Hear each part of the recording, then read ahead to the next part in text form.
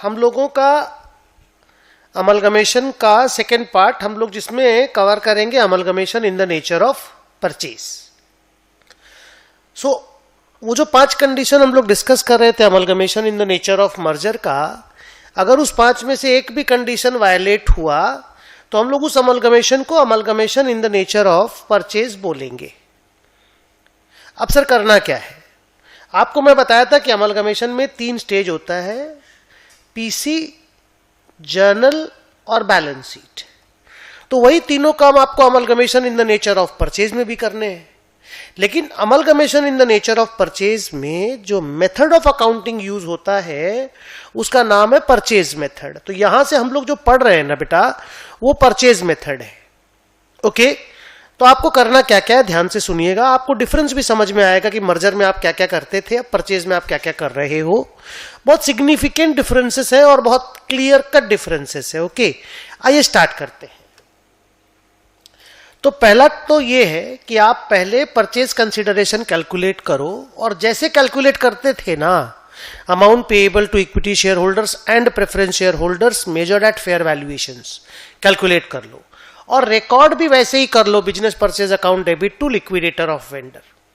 उसके बाद क्या करना है देखो, पहले सिर्फ उन असेट को रिकॉर्ड करो which are taken over, because amalgamation में यह बिल्कुल जरूरी नहीं कि आप उसकी सारी असेट टेक ओवर करो। मर्जर के लिए दिस इज ए कंडीशन, लेकिन अगर आप सारा असेट टेक ओवर नहीं करते हो, मान लो 12 असेट वेंडर के पास है, आपने 11 टेक ओवर किया या 9 टेक ओवर किया, तो दैट ऑटोमेटिकली इस कंडीशन नंबर 1 वायलेट हो गया।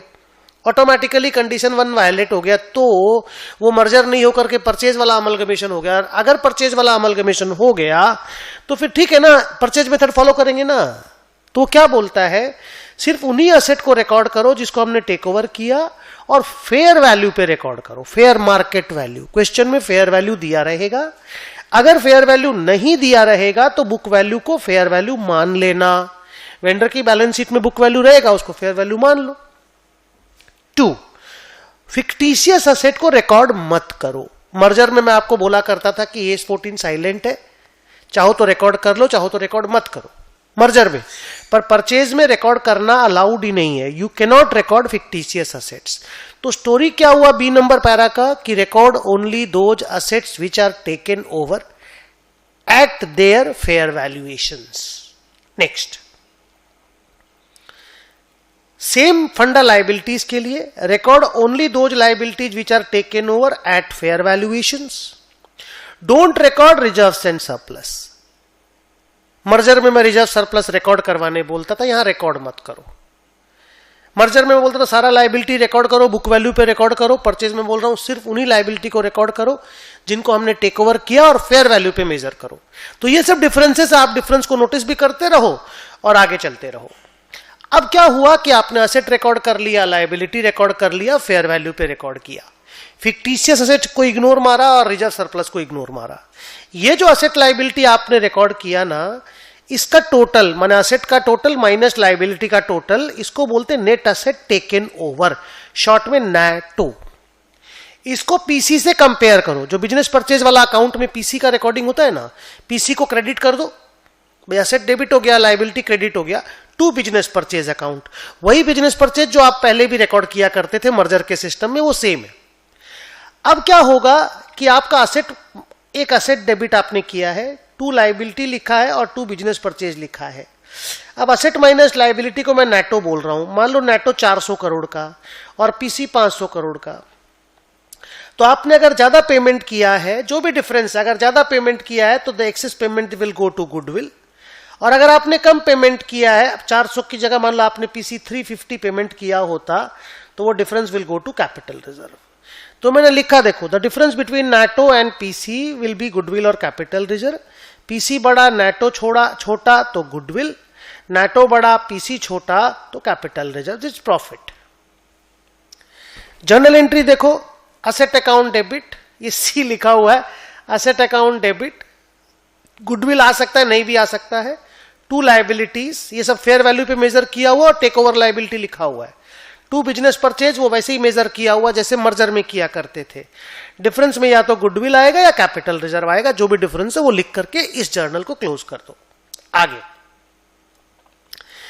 लिक्विडेटर को जो पीसी का पेमेंट जैसे रिकॉर्ड मर्जर में होता था परचेज में वैसे ही रिकॉर्ड होगा। अमलगमेशन एक्सपेंस का जो पेमेंट होगा वो गुडविल को इंक्रीज करेगा। सर एक्सपेंस है पर क्या करें बताओ, हमारा इंस्टीट्यूट बोलता है कि गुडविल को इंक्रीज करो। ऑल्दो AS14 इसके बारे में साइलेंट है, AS14 में कुछ लिखा हुआ ही नहीं, पर इंस्टीट्यूट अपने सारे सम्स में रादर 9 आउट ऑफ 10 सम्स में गुडविल बढ़ा देता है। मतलब 2 एंट्री हम लोग मारते थे ना, amalgamation expense account debit to bank, उसके बाद goodwill account debit to amalgamation expense, ये कर देना है। दिल पे हाथ रख के, गुस्सा भी आएगा कि सर एक्सपेंस के लिए मैं गुडविल बढ़ा रहा हूं, बट प्लीज वही करो। म्यूचुअल सेट ऑफ जैसे होता था वैसे ही करेंगे, bills payable, bills receivable, debtor creditor वाला।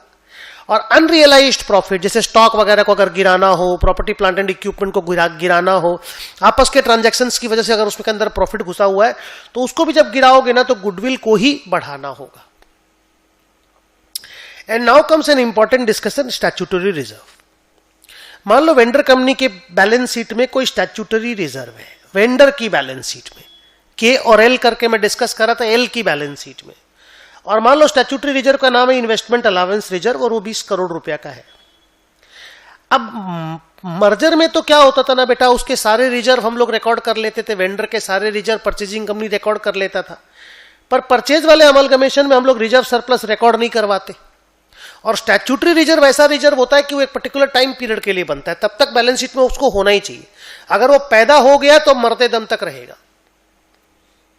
तो मान लो 5 साल के लिए स्टैट्यूटरी रिजर्व था, वेंडर ने बनाया था, 20 करोड़ रुपया का रिजर्व था। अब 2 साल के बाद वेंडर कंपनी अमलगमेट हो जा रही है, परचेजिंग कंपनी के अंदर चली जा रही है, तो उस रिजर्व को परचेजिंग कंपनी को अपने बुक्स में लाना होगा। और उसको लाने के लिए परचेज में, मर्जर मेथड में तो ऑटोमेटिक चला जाता है, परचेज मेथड में उसको बुक्स में लाने के लिए ये वाली जर्नल एंट्री मारनी पड़ती है, amalgamation adjustment reserve account debit to statutory reserve account. हम लोग शॉर्ट में इसको बोलते हैं ARA debit to statutory reserve. और जैसे ही बचा हुआ 3 साल कंप्लीट हो जाएगा हम लोग इस जर्नल एंट्री को रिवर्स कर देते हैं। और सर बैलेंस शीट में इन दोनों अकाउंट को कहां दिखाएंगे? दोनों को रिजर्व सरप्लस में दिखाएंगे। स्टैट्यूटरी रिजर्व तो रिजर्व है ही, आरा को रिजर्व सरप्लस में ब्रैकेट में दिखा देंगे। And once the time limit is over तो फिर इसको क्लोज कर देंगे। देखो मैंने लिखा है all the statutory reserves have defined life. Once the life is over, we will pass opposite journal entry, that is statutory reserve to amalgamation adjustment reserve account. और ये एंट्री हो जाने के बाद अब वो बुक्स में नहीं है, बैलेंस शीट में भी नहीं रहेगा। बैलेंस शीट जैसे शेड्यूल 3 के फॉर्मेट में बनाते थे वैसे ही बनाएंगे।